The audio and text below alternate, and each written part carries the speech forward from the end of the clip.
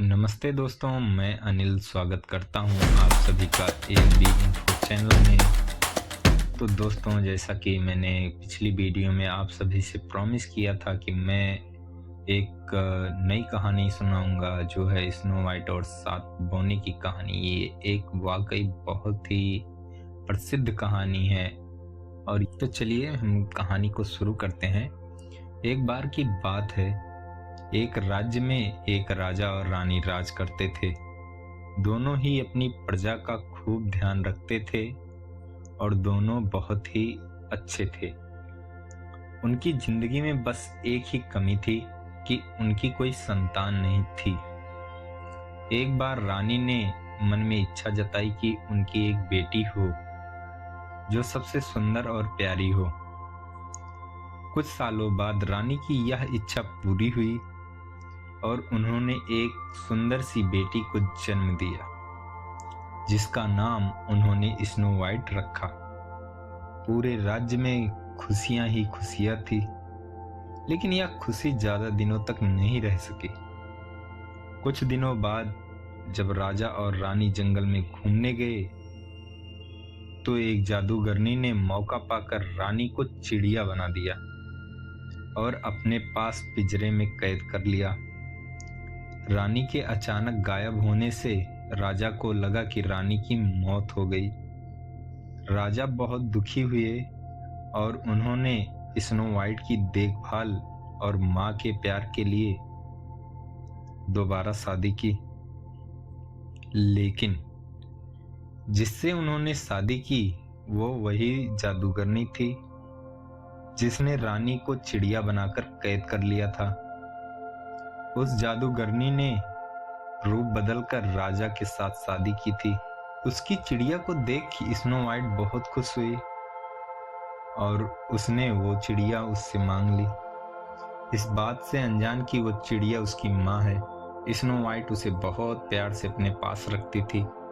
उस जादूगरनी को snow white के रूप में बहुत जलन होती थी।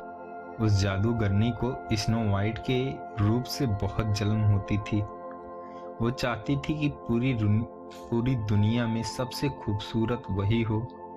उस जादूगरनी के पास एक जादुई आईना था जिससे वो हर रोज पूछती कि सबसे सुंदर कौन। हर बार आईने का जवाब आता, रानी आप तो सुंदर हैं ही, लेकिन स्नो वाइट आपसे भी ज्यादा सुंदर है। यह सुनकर उसे बहुत गुस्सा आता था। एक दिन उसने फैसला कर लिया कि वो स्नो वाइट को मार डालेगी। इसके लिए उसने एक मंत्री को बुलाया और उससे कहा, जाओ जाकर स्नो वाइट को मार डालो। मंत्री डर गया और स्नो वाइट को जंगल में ले गया, लेकिन उसे मार ना सका। उसने स्नो वाइट को सारी बात बताई और उसे भाग जाने को कहा। स्नो वाइट दुखी हो गई और वहां से भाग गई। मंत्री ने वापस आकर झूठ बोल दिया कि उसने स्नो वाइट को मार दिया है। जादूगरनी रानी बहुत खुश हुई। उधर स्नो वाइट जंगल में भटक रही थी कि उसे पहाड़ी पर एक छोटी सी झोपड़ी नजर आई। वो उस झोपड़ी में चली गई।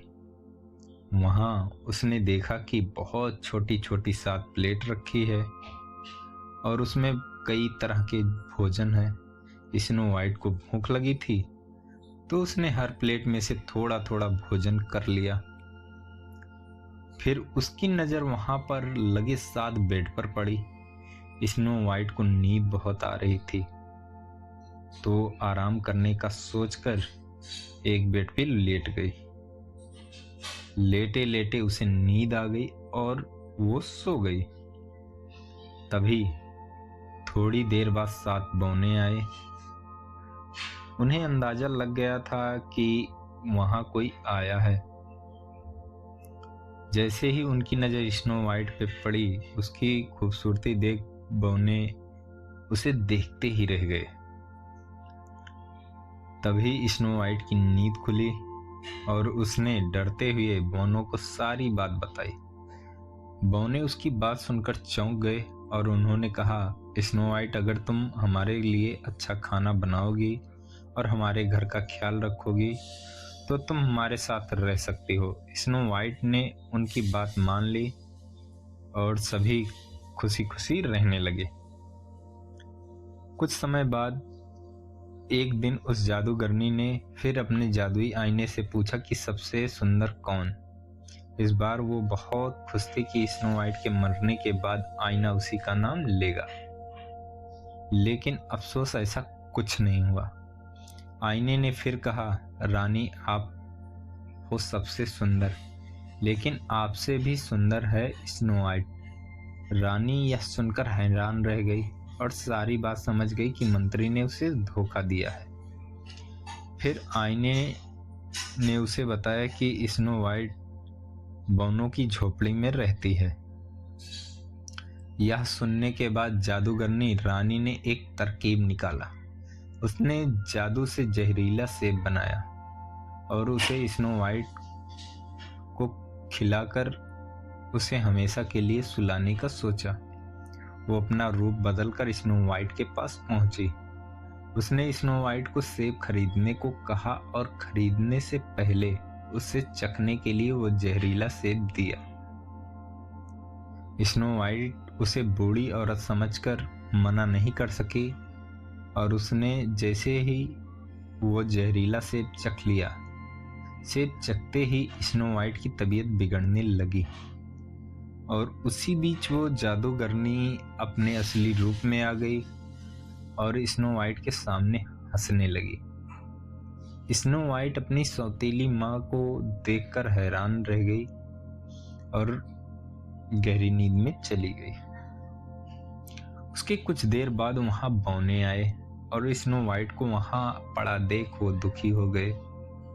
उन्हें लगा कि स्नो वाइट उन्हें हमेशा के लिए छोड़ के चली गई। उन्होंने उसे दफनाने का सोचा, लेकिन उनका मन ना माना और उन्होंने उसे एक शीशे के ताबूत में रख दिया। तभी वहां राजा के दोस्त का बेटा, जो कि एक राजकुमार था, वो वहां आया। स्नो वाइट को देखकर वो चौंक गया और बहुत दुखी हुआ। उसने बौनों से स्नो वाइट के बारे में पूछा और दुखी होकर स्नो वाइट को ताबूत समेत अपने साथ ले जाने के बारे में पूछा। सारे बौने दुखी हो गए। उन्होंने ताबूत का शीशा खोला और राजकुमार ने स्नो वाइट को प्यार जताते हुए उसके हाथ को चूमा। इतने में स्नो वाइट को होश आ गया। स्नो वाइट ने सबको अपने सामने देख सारी बात बताई। सब समझ गए कि जादूगरनी सौतेली माँ की वजह से ही ऐसा हुआ है। वो बौने जादूगर बनकर राजा के दरबार पहुंचे और उन्होंने कहा कि उन्हें पता है रानी को खूबसूरत बनने का शौक है। वो उन्हें बहुत खूबसूरत बना सकते हैं, लेकिन उन्हें उनके साथ चलना होगा। रानी और राजा उनके साथ चल पड़े और जैसे ही रानी पर सूरज की किरण पड़ी, वो अपने जादूगरनी के रूप में आ गई। वहां स्नो वाइट और राजकुमार भी पहुंचे। स्नो वाइट को देखकर राजा खुश हो गए। उन्होंने राजा को सारी बात बता दी और फिर बौनों ने अपनी शक्ति से जादूगरनी के जादू को खत्म कर दिया। जादू खत्म होते ही चिड़िया बनी असली रानी अपने रूप में आ गई। राजा और स्नो वाइट रानी को देख बहुत खुश हुए और जादूगरनी को बंदी बनाने का आदेश दे दिया।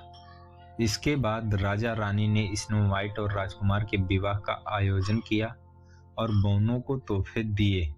सभी खुशी खुशी रहने लगे। तो दोस्तों, कहानी से हमें यह सीख मिलती है कि बाहरी खूबसूरती से ज़्यादा अंदर की खूबसूरती ज़्यादा मायने रखती है। दोस्तों, आप सभी को अगर ये कहानी पसंद आई हो तो लाइक करें, अगर कहानी पसंद नहीं आई हो तो डिसलाइक करें। कमेंट, अगर आपका कुछ सुझाव हो तो कमेंट करके अपना सुझाव दें। और अगर आपको कोई और कहानी जो आपको सुननी हो वो आप कमेंट करें और चैनल को सब्सक्राइब तो ज़रूर कर दें। ताकि हम आपके लिए बहुत अच्छी-अच्छी प्रसिद्ध कहानियाँ आप सभी के बीच लाते रहें। तो दोस्तों मिलते हैं नए वीडियो में नए कहानी के साथ। तब तक जय हिंद।